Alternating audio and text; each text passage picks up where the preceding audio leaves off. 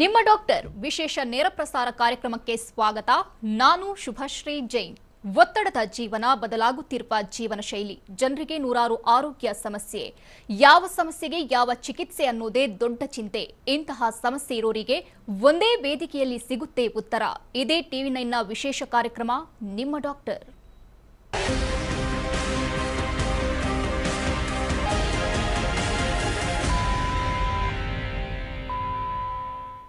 ಬಂಜೆತನ ಇತ್ತೀಚಿನ ದಿನದಲ್ಲಿ ಹೆಣ್ಣು ಮಕ್ಕಳಲ್ಲಿ ಕಂಡುಬರುವಂತಹ ಸಮಸ್ಯೆಗಳಲ್ಲಿ ಒಂದಾಗಿದೆ. ಕಲುಷಿತ ಗಾಳಿ, ಪೋಷಕಾಂಶರಹಿತ ಆಹಾರ, ಅನುಚಿತ ಜೀವನ ಶೈಲಿ, ತಿಂಗಳ ಋತುಚಕ್ರದಲ್ಲಿ ಕ್ರಮಬದ್ಧತೆ ಇಲ್ಲದಿರುವುದು ಕೂಡ ಬಂಜೆತನಕ್ಕೆ ಕಾರಣವಾಗಬಹುದು. ತಾಯ್ತನ ಅನುಭವಿಸಬೇಕು ಎನ್ನುವವರು ಮಕ್ಕಳನ್ನ ಪಡೆಯುವಲ್ಲಿ ಶೂನ್ಯ ಕಾಣ್ತಿದ್ದಾರೆ. ಆದರೆ ಆಧುನಿಕ ಶಸ್ತ್ರಚಿಕಿತ್ಸೆ ಹಾಗೂ ಆರೈಕೆಗಳಿಂದ ಗರ್ಭಕೋಶವನ್ನು ಫಲವತ್ತತೆಯಿಂದ ಕೂಡಿರುವಂತೆ ಮಾಡಬಹುದು. ಮಕ್ಕಳನ್ನ ಪಡೆಯುವ ಆಸೆ ಬಿಟ್ಟವರು ಸಹ ತಮ್ಮ ಕನಸನ್ನ ನನಸಾಗಿಸಿಕೊಳ್ಳಬಹುದು. ಅದಕ್ಕೆ ನಾರಾಯಣ ಸೂಪರ್ ಸ್ಪೆಷಾಲಿಟಿ ಆಸ್ಪತ್ರೆಯಲ್ಲಿದೆ ಪೂರಕ ಚಿಕಿತ್ಸೆ. ಇವತ್ತು ಇನ್ಫರ್ಟಿಲಿಟಿ ಮತ್ತು ಲ್ಯಾಪ್ರೋಸ್ಕೋಪಿ ಬಗ್ಗೆ ಮಾಹಿತಿ ನೀಡೋದಕ್ಕೆ ನಮ್ಮ ಜೊತೆಗೆ ಇದ್ದಾರೆ ನಾರಾಯಣ ಸೂಪರ್ ಸ್ಪೆಷಾಲಿಟಿ ಹಾಸ್ಪಿಟಲ್ನ ವೈದ್ಯರಾದಂತಹ ಡಾಕ್ಟರ್ ವಿ ನಾರಾಯಣಸ್ವಾಮಿ. ಡಾಕ್ಟರ್, ಕಾರ್ಯಕ್ರಮಕ್ಕೆ ಸ್ವಾಗತ. ನಮಸ್ಕಾರ. ಇನ್ನು ವೀಕ್ಷಕರೇ, ತಾವು ಕೂಡ ಟಿವಿ ಸ್ಕ್ರೀನ್ನಲ್ಲಿರುವಂತಹ ಸಂಖ್ಯೆಗೆ ಕರೆ ಮಾಡಿ ಡಾಕ್ಟರ್ ಹತ್ರ ನೇರವಾಗಿ ಮಾತನಾಡಬಹುದು. ಇನ್ನು ಡಾಕ್ಟರ್, ಮೊದಲನೇದಾಗಿ ಇನ್ಫರ್ಟಿಲಿಟಿ ಅಂದ್ರೆ ಬಂಜೆತನ, ಸಾಮಾನ್ಯವಾಗಿ ಕೇಳಿರುವಂತಹ ಪದ ಇದು. ಆದ್ರೆ ಇದು ಲ್ಯಾಪ್ರೋಸ್ಕೋಪಿ ಅನ್ನುವಂಥದ್ದು ಸ್ವಲ್ಪ ಹೊಸತು. ಲ್ಯಾಪ್ರೋಸ್ಕೋಪಿ ಅಂದ್ರೆ ಏನು? ಲ್ಯಾಪ್ರೋಸ್ಕೋಪಿ ಅಂದರೆ ಸಾಮಾನ್ಯವಾಗಿ ಕನ್ನಡದಲ್ಲಿ ಇದನ್ನು ಉದರದರ್ಶಕ ಶಸ್ತ್ರಚಿಕಿತ್ಸೆ ಅಂತಾರೆ. ಈ ಲ್ಯಾಪ್ರೋಸ್ಕೋಪಿ ಅನ್ನೋದು ಒಂದು ಸಾಮಾನ್ಯವಾಗಿ ಮಾಡುವ ಶಸ್ತ್ರಚಿಕಿತ್ಸೆಯ ಒಂದು ಆಲ್ಟರ್ನೇಟಿವ್ ಮೋಡ್ ಆಫ್ ಆಪರೇಷನ್ಸ್ ಅಂತ ಕರಿಬೋದು. ಸುಮಾರು ಇದಕ್ಕೆ ಒಂದು 100 ವರ್ಷಗಳ ಒಂದು ಇತಿಹಾಸ ಇದೆ. ಆದರೆ ಕಳೆದ ಒಂದು 20 ವರ್ಷಗಳಿಂದ ಎರಡು ಡಿಕೇಡ್ಸ್ ಅಂತ ನಾವೇನು ಕರಿತೀವಿ, 20 ವರ್ಷಗಳಿಂದ ಈ ಒಂದು ಶಸ್ತ್ರಚಿಕಿತ್ಸೆಗೆ ಭಾಳಷ್ಟು ಪ್ರಪಂಚದ ಎಲ್ಲ ಕಡೆಯಲ್ಲೂ ಇದಕ್ಕೆ ಭಾಳಷ್ಟು ಪ್ರಾಮುಖ್ಯತೆ ಸಿಕ್ಕಿದೆ. ಈ ಪ್ರಾಮುಖ್ಯತೆಯಿಂದ ಎಲ್ಲ ರೀತಿಯ, ಈಗ ಗೈನಕಾಲಜಿಯಲ್ಲಾಗ್ಬೋದು, ಮತ್ತು ಜನರಲ್ ಸರ್ಜರಿಯಲ್ಲಾಗ್ಬೋದು, ಅಥವಾ ಬೇರೆ ಒಂದು ಆಂಕೋ ಸರ್ಜರಿ ಆಗ್ಬೋದು, ಅಥವಾ ಅತಿ ದೊಡ್ಡ ಆಪರೇಷನ್ಗಳಾದಂತಹ ಒಂದು ಕ್ಯಾನ್ಸರ್ ಸರ್ಜರಿಗಳಲ್ಲಾಗ್ಬೋದು, ಇದಕ್ಕೆ ಭಾಳ ಪ್ರಾಮುಖ್ಯತೆ ಆಗಿದೆ. ಸೊ ಈ ಲ್ಯಾಪ್ರೋಸ್ಕೋಪಿಕ್ ಸರ್ಜರಿಯಲ್ಲಿ ಏನಂದರೆ ಕೈಯಿಂದ ಮಾಡುವಂತಹ ಕೆಲವು ದೊಡ್ಡ ಆಪರೇಷನ್ಗಳು, ಈಗ ಹೊಟ್ಟೆಯನ್ನು, ಉದರವನ್ನು ಶಸ್ತ್ರಚಿಕಿತ್ಸೆಯಲ್ಲಿ ಅದನ್ನು ನಾವೇನು ಶಸ್ತ್ರಚಿಕಿತ್ಸೆ ಮಾಡಿ ಕಟ್ ಮಾಡಿ ಒಂದು 10 ಸೆಂಟಿಮೀಟ್ರು 6 ಸೆಂಟಿಮೀಟ್ರು ಈ ಥರ ಕಟ್ ಮಾಡುವಂಥ ಒಂದು ದೊಡ್ಡ ಆಪರೇಷನ್ಗಳನ್ನ ಸಣ್ಣ ರಂಧ್ರಗಳ ಮೂಲಕ ಒಂದು ಈ ಆಪರೇಷನನ್ನು ಮಾಡ್ಬೋದು. ಇದನ್ನು ಆದಷ್ಟು ನಾವೇನೆಂದರೆ ಉಪಕರಣಗಳನ್ನೇ ಉಪಯೋಗಿಸಿ ಮಾಡುವಂತಹ ಒಂದು ಶಸ್ತ್ರಚಿಕಿತ್ಸೆ ಆಗಿರುತ್ತೆ. ಇದರಲ್ಲಿ ನಾವು ಪೇಷಂಟ್ನ ನಾವೇನು ಮುಟ್ಟುವಂಥದ್ದೇನು ಇರೋದಿಲ್ಲ. ಬರೀ ಒಂದು ಟಿ ವಿ ಸ್ಕ್ರೀನ್ ಮೇಲೆ ಬರುವಂತಹ ಒಂದು ಇಮೇಜ್ಗಳನ್ನು ನಾವು ನೋಡ್ತಾ ಮತ್ತು ಉಪಕರಣಗಳನ್ನು ಉಪಯೋಗಿಸಿ ದೊಡ್ಡ ಆಪರೇಷನ್ಗಳನ್ನ ಸಣ್ಣ ರಂಧ್ರಗಳ ಮೂಲಕ ಟೆಲಿಸ್ಕೋಪ್ ಅನ್ನೋ ಒಂದು ದೂರದರ್ಶಕವನ್ನು ಉಪಯೋಗಿಸೋದ್ರಿಂದ ಈ ಒಂದು ನಮ್ಮ ದೇಹದ ಒಳಗಡೆ ಇರುವಂತಹ ಒಂದು ಭಾಗಗಳನ್ನು ಭಾಳ ದೊಡ್ಡ ಚಿತ್ರಗಳಲ್ಲಿ ನಾವು ಟಿ ವಿ ಸ್ಕ್ರೀನ್ ಮೇಲೆ ಬರ್ತಾ ಇರುತ್ತೆ. ಅದನ್ನು ನೋಡಿಕೊಂಡು ನಾವು ಆಪರೇಷನ್ ಮಾಡುವಂಥದ್ದಾಗಿರುತ್ತೆ. ಇದೇ ಆಪರೇಷನ್ಗಳನ್ನ ನಾವು ಸಾಮಾನ್ಯವಾಗಿ ಮಾಡಬೇಕಂದ್ರೆ ಸುಮಾರು 10 ಸೆಂಟಿಮೀಟ್ರಷ್ಟು ಹೊಟ್ಟೆಯನ್ನು ನಾವು ಕಟ್ ಮಾಡಬೇಕಾಗತ್ತೆ. ಎಸ್ಪೆಷಲಿ ಇದು ಗೈನಕಾಲಜಿ ಆಪರೇಷನ್ಗಳಲ್ಲಿ ಗರ್ಭಕೋಶ ತೆಗೆಯುವಂಥ ಆಪರೇಷನ್ ಆಗ್ಬೋದು, ಓವರಿ ಮೇಲೆ ಇರುವಂಥ ಗಡ್ಡೆಗಳು ಓವೇರಿಯನ್ ಸಿಸ್ಟ್ ಅಂತ ಏನು ಕರಿತೀವಿ ಅದು ತೆಗೆಯೋದಾಗ್ಬೋದು, ಫೈಬ್ರಾಯ್ಡ್ಸ್ ಅಂತ ಏನು ಕರಿತೀವಿ ಅದನ್ನು ಆಗ್ಬೋದು, ಅಥವಾ ಟ್ಯೂಬೋಪ್ಲಾಸ್ಟಿ ಅಂತ ಆಗ್ಬೋದು. ಮತ್ತು ಟೋಟಲಾಗಿ ಗರ್ಭಕೋಶದಲ್ಲಿ ಏನೇ ತೊಂದರೆ ಬಂದರೂ ಕೂಡ ಗರ್ಭಕೋಶನೇ ತೆಗೆಯುವಂಥ ಒಂದು ದೊಡ್ಡ ಆಪ್ರೇಷನ್ ಆಗ್ಬೋದು. ಮತ್ತು ಸರ್ವೈಕಲ್ ಕ್ಯಾನ್ಸರ್ಸ್ ಅಂತ ಅಂತೀವಿ ಅದಾಗ್ಬೋದು. ಎಲ್ಲ ರೀತಿಯ ಒಂದು ಕಾಯಿಲೆಗಳನ್ನು ಕೂಡ ಈ ಸ್ತ್ರೀಯರಲ್ಲಿ ಬರುವಂತಹ ಎಲ್ಲ ರೀತಿಯ ಕಾಯಿಲೆಗಳನ್ನು ಕೂಡ ಈ ಲ್ಯಾಪ್ರೋಸ್ಕೋಪಿ ಅನ್ನೋ ಒಂದು ಉದರದರ್ಶಕ ಶಸ್ತ್ರಚಿಕಿತ್ಸೆಯ ಮೂಲಕ ಮಾಡ್ಬೋದು. ಇದರಲ್ಲಿ ಈ ಶಸ್ತ್ರಚಿಕಿತ್ಸೆಯಲ್ಲಿ ಏನಂದರೆ ಒಂದು 2 ಅಥವಾ 3 ಪೋರ್ಟ್ಸ್ ಅಂದರೆ ನಮ್ಮ ಉದರಕ್ಕೆ ಹೆಂಗೆ ಅದು ಒಂದು ದಾರಿ ಮಾಡಿಕೊಂಡು 1 ಸೆಂಟಿಮೀಟ್ರಷ್ಟು ಅಂದರೆ 10 mm ಅಂದರೆ ಸುಮಾರು 1 ಸೆಂಟಿಮೀಟ್ರಷ್ಟು ಜಾಗ ಮಾಡಿ ಅಂಬಲಿಕಸ್ ಮೂಲಕ ಒಂದು ಪೋರ್ಟ್ ಮಾಡಿ ಅದರಲ್ಲಿ ಟೆಲಿಸ್ಕೋಪ್ ಅಂತ ಒಂದು ಇನ್ಸ್ಟ್ರೂಮೆಂಟನ್ನು ಬಿಡ್ತೀವಿ. ಅದಕ್ಕೆ ಕ್ಯಾಮ್ರಾ ಕನೆಕ್ಟ್ ಮಾಡಿದ ತಕ್ಷಣ ಟಿ ವಿ ಸ್ಕ್ರೀನ್ ಮೇಲೆ ನಮ್ಮ ಹೊಟ್ಟೆಯಲ್ಲಿರುವ ಎಲ್ಲ ಆರ್ಗನ್ಸು ಕಾಣ್ತಾ ಇರುತ್ತೆ. ಆ ಕಾಣೋ ಆರ್ಗನ್ಸ್ನ ಭಾಳ ಪ್ರಿಸೈಸಾಗಿ, ಭಾಳ ಒಂದು ಸೂಕ್ಷ್ಮವಾಗಿ ಮೊದಲು ಡಯಾಗ್ನೈಸ್ ಕೂಡ ಮಾಡ್ಬೋದು. ಸುಮಾರು ಸಲ ಏನಾಗುತ್ತೆ, ಈ ಲ್ಯಾಪ್ರೋಸ್ಕೋಪಿ ಮಾಡಿದಾಗ ಈ ಲ್ಯಾಪ್ರೋಸ್ಕೋಪಿಯಲ್ಲಿ ಒಂದು ಅತಿ ದೊಡ್ಡ ಒಂದು ಉಪಯೋಗ ಏನಪ್ಪ ಅಂತಂದರೆ ಕೆಲವು ಸಂದರ್ಭಗಳಲ್ಲಿ CT ಸ್ಕ್ಯಾನ್ ಮಾಡ್ತೀವಿ, ಅಲ್ಟ್ರಾಸೌಂಡ್ ಮಾಡ್ತೀವಿ, ಆದರೆ ಸರಿಯಾದ ಕಾಯಿಲೆ ಏನು ಅಂತ ಗೊತ್ತಾಗೋದಿಲ್ಲ. ಸೊ ಈ ಲ್ಯಾಪ್ರೋಸ್ಕೋಪಿ ಮಾಡಿದಾಗ ನಾವು ಕಣ್ಣಲ್ಲಿ ಕುಲಂಕುಷವಾಗಿ ದೇಹದ ಒಳಗಡೆ ಇರುವಂತಹ ಎಲ್ಲ ಭಾಗಗಳನ್ನು ನೋಡಿ ಆ ಕಾಯಿಲೆಗಳನ್ನು ನಾವು ಹಂಗೆ ಬಂದು ಪತ್ತೆ ಹಚ್ಬೋದು. ಮತ್ತು ಅದೇ ಸಂದರ್ಭದಲ್ಲಿ ಭಾಳ ಸೂಕ್ಷ್ಮವಾಗಿ ಪ್ರಿಸೈಸ್ ಆಗಿ ಆರ್ಗನ್ಸ್ನ ನಾವೇನು ಯಾವ ಅಂಗಾಂಗಗಳನ್ನು ಮುಟ್ಟದಂಗೆ ಉಪಕರಣಗಳ ಮೂಲಕನೇ ಒಂದು ರೀತಿಯ ಒಂದು ಹಾರ್ಮೋನಿಕ್ ಸ್ಕ್ಯಾಲ್ಪಲ್ ಮತ್ತು ಎಲೆಕ್ಟ್ರಿಕ್ ಕರೆಂಟು ಇದೆಲ್ಲ ಉಪಯೋಗಿಸಿ ಭಾಳ ಪ್ರಿಸೈಸಾಗಿ ಆಪ್ರೇಷನ್ ಮಾಡೋದ್ರಿಂದ ಈ ಪೇಷಂಟ್ಗಳಿಗೆ ಆಪ್ರೇಷನ್ನು ಭಾಳ ದೊಡ್ಡ ಆಪ್ರೇಷನ್ನ ಸೂಕ್ಷ್ಮವಾಗಿ ಮಾಡೋದ್ರಿಂದ ನೋವು ಕಮ್ಮಿಯಾಗಿರುತ್ತೆ, ಬೇಗ ರಿಕವರಿನೂ ಆಗ್ತಾರೆ, ಹಾಸ್ಪಿಟ್ಲಲ್ಲಿ ಜಾಸ್ತಿ ದಿವಸ ಇರುವಂಥದ್ದಿಲ್ಲ. ಸುಮಾರು ಆಪ್ರೇಷನ್ಗಳನ್ನ ಇವತ್ತು ಬೆಳಗ್ಗೆ ಮಾಡಿಕೊಂಡು ಸಾಯಂಕಾಲ ಕೂಡ ಮನೆಗೆ ಹೋಗುವಂಥ ಒಂದು ಅವಕಾಶಗಳು ಕೂಡ ಇರುತ್ತೆ. ಮತ್ತು ಈ ಆಪ್ರೇಷನ್ ನೋವೇ ಇರೋದಿಲ್ಲ, ತುಂಬ ಕಮ್ಮಿ ನೋವಿರುತ್ತೆ. ಆಪ್ರೇಷನ್ ಆದ 5-6 ಗಂಟೆಗಳಲ್ಲಿ ಕೂಡ ಪೇಷಂಟು ಎದ್ದು ಕೂತ್ಕೋಬೋದು, ನೀರು ಕುಡಿಬೋದು, ಇದೆಲ್ಲ ಇರುತ್ತೆ. ಸೊ ಇದರಿಂದ ಭಾಳ ಒಂದು ಆಲ್ಟರ್ನೇಟಿವ್ ವೇ ಆಫ್ ಆಪ್ರೇಷನ್ ಅಂತ ಕರಿಬೋದು. ನಾವು ಮಾಡುವಂಥ ಶಸ್ತ್ರಚಿಕಿತ್ಸೆಗೆ ಇದೊಂದು ಆಲ್ಟರ್ನೇಟಿವ್ ವೇ, ಲ್ಯಾಪ್ರೋಸ್ಕೋಪಿ ಅನ್ನೋದು ಆಲ್ಟರ್ನೇಟಿವ್ ಆಪ್ರೇಷನ್ ಅಂತ. ಸುಮಾರು 20 ವರ್ಷ ಹಿಂದೆ ಈ ಆಪ್ರೇಷನ್ಗೆ ಅಷ್ಟೊಂದು ಪ್ರಾಮುಖ್ಯತೆ ಇರಲಿಲ್ಲ. ತುಂಬ ಇಕ್ವಿಪ್ಮೆಂಟ್ಸ್ ಎಲ್ಲ ಇದರಲ್ಲಿ ಹೊಸ ಒಂದು ಉಪಕರಣಗಳೆಲ್ಲ ಬಂದಿರೋದ್ರಿಂದ ಪ್ರಪಂಚದ ಎಲ್ಲ ಭಾಗಗಳಲ್ಲೂ ಇದಕ್ಕೆ ಭಾಳ ಪ್ರಾಮುಖ್ಯ ಬಂದು ಈಗ ಓಪನ್ ಆಪ್ರೇಷನ್ ಅನ್ನೋದೇ ಒಂದು ಕಮ್ಮಿ ಆಗಿಬಿಟ್ಟಿದೆ, ಲ್ಯಾಪ್ರೋಸ್ಕೋಪಿ ಆಪ್ರೇಷನ್ನೇ ಜಾಸ್ತಿ ಆಗಿದೆ. ಯಾಕಂದರೆ ಈಗ ಬರುವಂಥ ಒಂದು ರೋಗಿಗಳು ಕೂಡ ಇದೇ ಆಪ್ರೇಷನ್ ಬೇಕು ಅಂತ ಕೂಡ ಕೇಳ್ತಾರೆ. ಸೊ ಇದರಿಂದ ಲ್ಯಾಪ್ರೋಸ್ಕೋಪಿ ಅನ್ನೋದು ಇದರೆಲ್ಲ ಉಪಯೋಗಗಳನ್ನು ಉಪಯೋಗಿಸ್ಕೊಳ್ಳೋದ್ರಿಂದ ಸೊ ಇದು ಉದರದರ್ಶಕ ಶಸ್ತ್ರಚಿಕಿತ್ಸೆ ಅಥವಾ ಮಿನಿಮಲ್ ಇನ್ವೇಸಿವ್ ಆಪ್ರೇಷನ್ ಅಂತ ಕೂಡ ಕರಿತೀವಿ. ಸೊ ಈ ಥರ ಆಪ್ರೇಷನ್ಗಳು ಎಲ್ಲ ರೀತಿಯ ಗೈನಕಲ್ಲಿ, ಇನ್ಫರ್ಟಿಲಿಟಿಯಲ್ಲಿ, ಕ್ಯಾನ್ಸರ್ಗಳಲ್ಲಿ ಬರುವಂಥ ಎಲ್ಲ ಆಪ್ರೇಷನ್ ಕೂಡ ಇದರಲ್ಲಿ ಮಾಡ್ಬೋದು. ಇನ್ನು ಡಾಕ್ಟರ್, ಇತ್ತೀಚಿನ ದಿನಗಳಲ್ಲಿ ನೋಡ್ತಾ ಹೋಗೋದಾದರೆ ಹೆಣ್ಣು ಮಕ್ಕಳಲ್ಲಿ ಜಾಸ್ತಿಯಾಗಿ ಬಂಜೆತನ ಕಂಡು ಬರ್ತಾ ಇದೆ. ಆದರೆ ಮೊದಲೆಲ್ಲ ಹೆಣ್ಣು ಮಕ್ಕಳನ್ನು ಬ್ಲೇಮ್ ಮಾಡ್ತಿದ್ರು, ಆದರೆ ಪುರುಷರು ಮತ್ತು ಮಹಿಳೆಯರಲ್ಲಿ ಒಂದೇ ರೀತಿಯಾಗಿ ಸಮಸ್ಯೆ ಕಂಡು ಬರ್ತಾ ಇದೆ. ಆದರೆ ಮುಖ್ಯವಾಗಿ ಬಂಜೆತನಕ್ಕೆ ಕಾರಣ ಏನು ಅಂತ? ಬಂಜೆತನಕ್ಕೆ ಇದು ತಾವು ಹೇಳ್ದಂಗೆ ಪುರುಷರಲ್ಲೂ ಮತ್ತು ಸ್ತ್ರೀಯರಲ್ಲೂ ಅದರಲ್ಲಿ ಅವ್ರಿಗೂ 50% ಸಂದರ್ಭಗಳಲ್ಲಿ ಅವರಲ್ಲಿ ಕಾರಣಗಳು ಕಂಡು ಬರುತ್ತೆ. ಇನ್ನು 50% ಸಂದರ್ಭಗಳಲ್ಲಿ ಸ್ತ್ರೀಯರಲ್ಲೂ ಕಂಡು ಬರುತ್ತೆ. ಆದರೆ ಬಂಜೆತನ ಅಂದ ತಕ್ಷಣ ನಮ್ಮ ಸಮಾಜದಲ್ಲಿ ಬರೀ ಲೇಡೀಸಲ್ಲೇ ಬರುವಂಥ ತೊಂದರೆ ಅಥವಾ ಸ್ತ್ರೀಯರಲ್ಲೇ ಈ ತೊಂದರೆ ಕಂಡು ಬರುತ್ತೆ ಅಂತ ಜನರ ಮನಸ್ಸಲ್ಲಿದೆ. ಅದು ತಪ್ಪು. ಇದು ದಂಪತಿಗಳಲ್ಲಿ ಸ್ತ್ರೀಯ ಮತ್ತು ಪುರುಷರು ಅನ್ನೋದಿಲ್ಲ, ದಂಪತಿಗಳು ಇಬ್ಬರಿಗೂ ಈಕ್ವಲ್ ಆಗಿ ಬರುತ್ತೆ. ಇನ್ನು 5% ಟೈಮಲ್ಲಿ ಅಂದರೆ 50% ತೊಂದರೆಗಳು ಸ್ತ್ರೀಯರಲ್ಲಿ ಬಂದರೆ 50% ಪುರುಷರಲ್ಲಿ ಬಂದರೆ ಸುಮಾರು ಒಂದು 5% ತೊಂದರೆಗಳು ಸ್ತ್ರೀ ಪುರುಷರಲ್ಲಿ ಇಬ್ಬರೂ ಕಂಡುಬರುತ್ತೆ. ಇನ್ನು ಒಂದು 5% ಟೈಮಲ್ಲಿ ಯಾವುದೇ ರೀತಿಯ ತೊಂದರೆ ಕೂಡ ಇರೋದಿಲ್ಲ, ಆದ್ರೂ ಅವರಿಗೆ ಬಂಜೆತನ ಇಬ್ಬರಲ್ಲೂ ಕಂಡುಬರುತ್ತೆ. ಸೊ ಸ್ತ್ರೀಯರಲ್ಲಿ ಕಂಡುಬರುವಂಥ ಬಂಜೆತನದ ತೊಂದರೆಗಳು, ಓವರಿಯಲ್ಲಿ ಬರುವಂಥ ತೊಂದರೆಗಳು ಸಾಮಾನ್ಯವಾಗಿ ಪಾಲಿಸಿಸ್ಟಿಕ್ ಓವರಿ ಡಿಸೀಸ್ ಅಂತ ಕರಿತೀವಿ, ಓವೇರಿಯನ್ ಟ್ಯೂಮರ್ ಅಂತ ಕರಿತೀವಿ.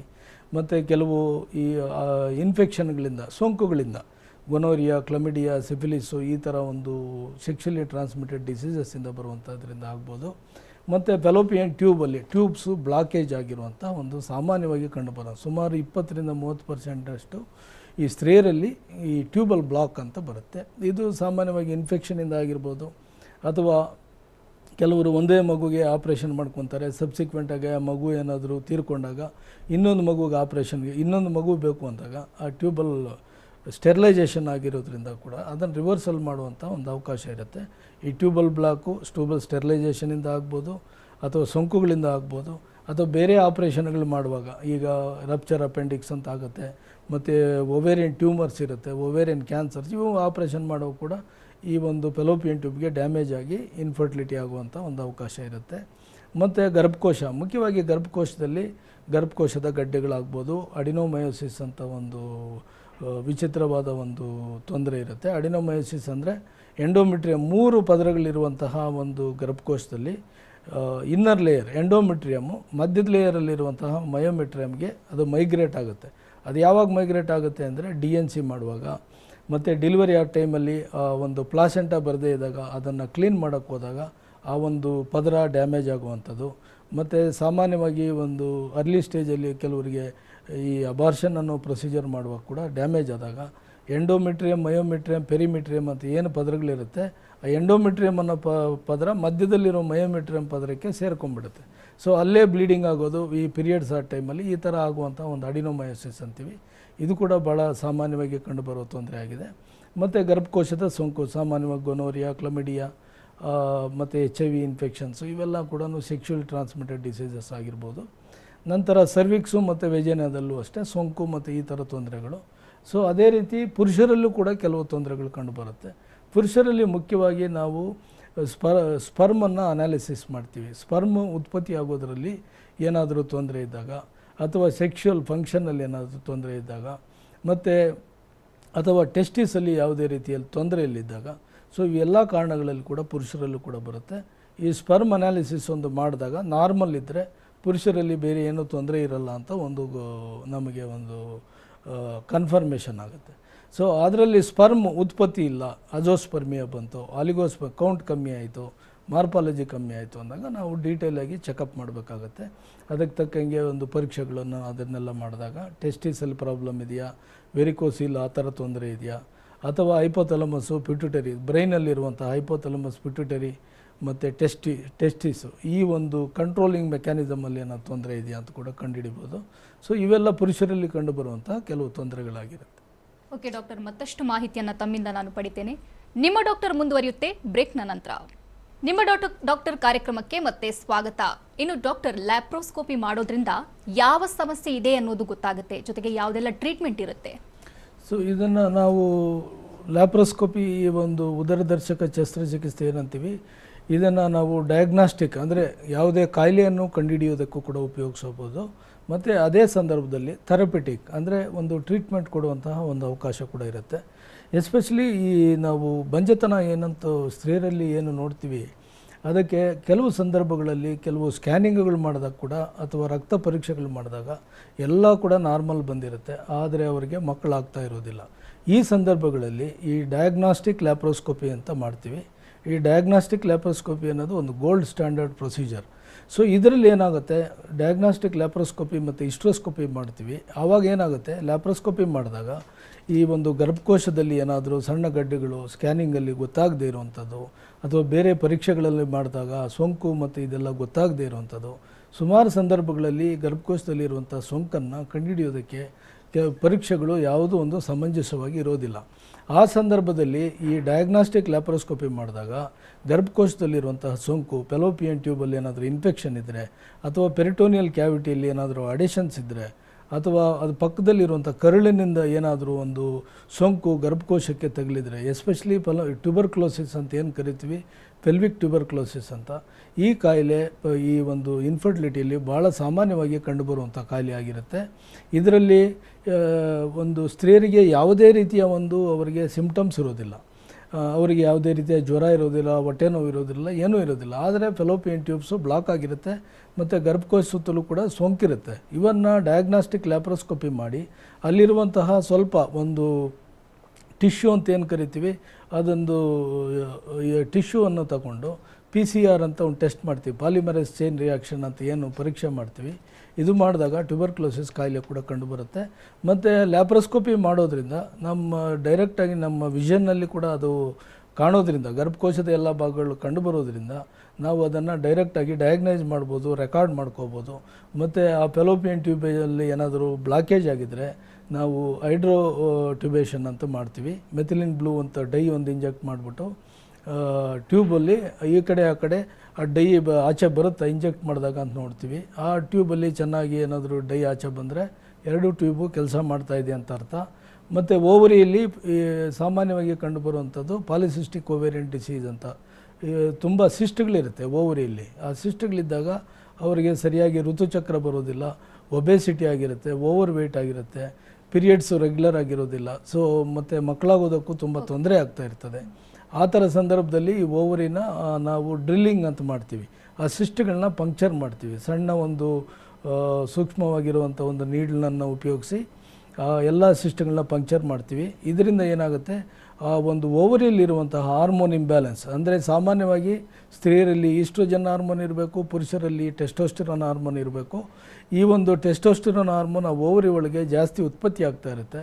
ಈ ಒಂದು ಸಿಸ್ಟ್ ರಪ್ಚರ್ ಮಾಡಿ ಮತ್ತು ಸ್ಟ್ರೋಮಾದ ಒಂದು ವಾಲ್ಯೂಮ್ ಏನಿರುತ್ತೆ, ಸ್ಟ್ರೋಮಾನ ನಾವು ಬರ್ನ್ ಮಾಡೋದ್ರಿಂದ ಸಬ್ಸಿಕ್ವೆಂಟಾಗಿ ಅವರಿಗೆ ಕರೆಕ್ಟಾಗಿ ಪೀರಿಯಡ್ಸ್ ಬರುವಂಥದ್ದು, ಎಗ್ಸು ಅಂಡಾಣುಗಳು ಪ್ರತಿ ತಿಂಗಳು ಕರೆಕ್ಟಾಗಿ ರಿಲೀಸ್ ಆಗುವಂಥದ್ದು, ಈ ಥರ ಅವಕಾಶಗಳೆಲ್ಲ ಬರುತ್ತೆ.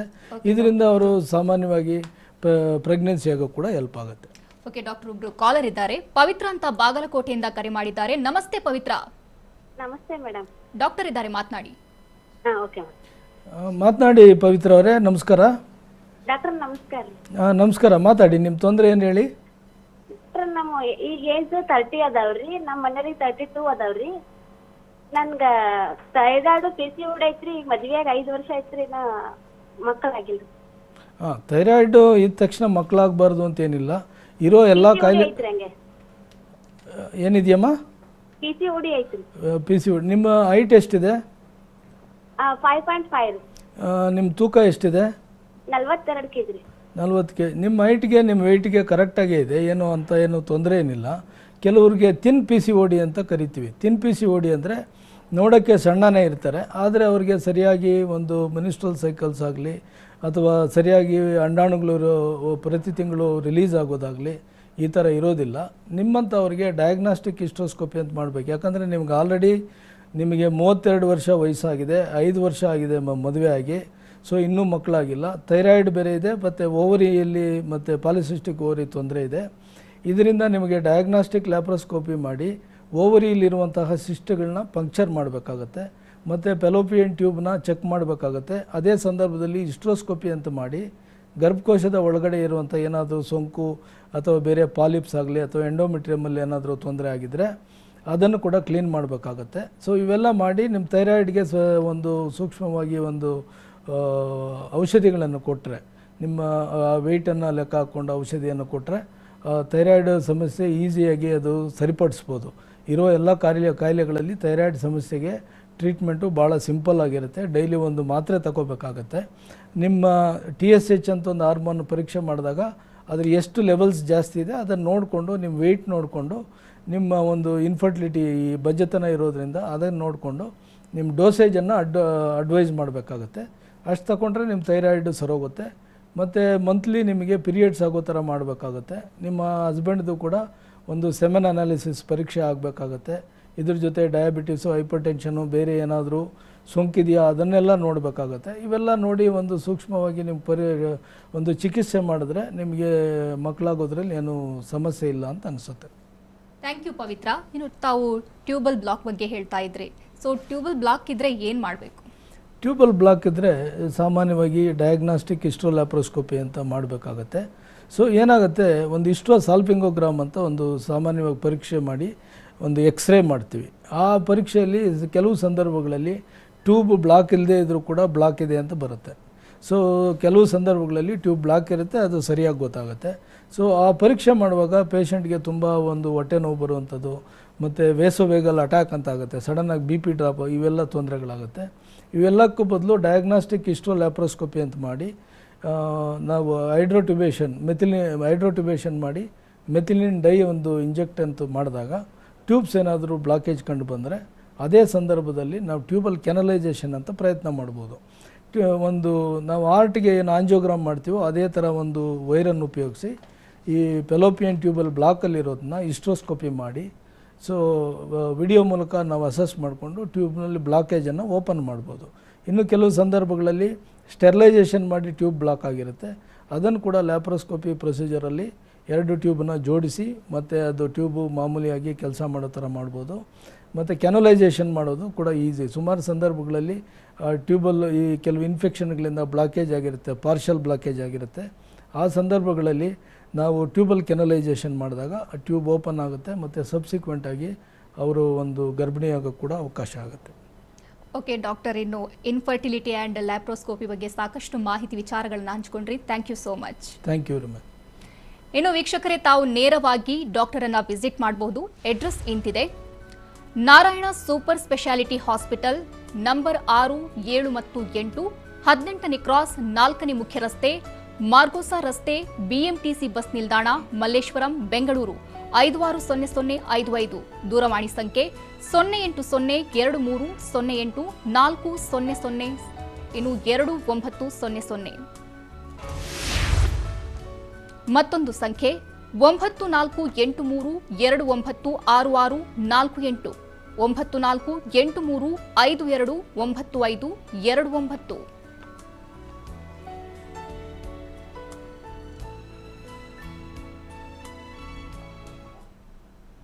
ಇದು ಇವತ್ತಿನ ನಿಮ್ಮ ಡಾಕ್ಟರ್. ನಿರಂತರ ಸುದ್ದಿಗಾಗಿ ನೋಡ್ತಾ ಇರಿ TV9.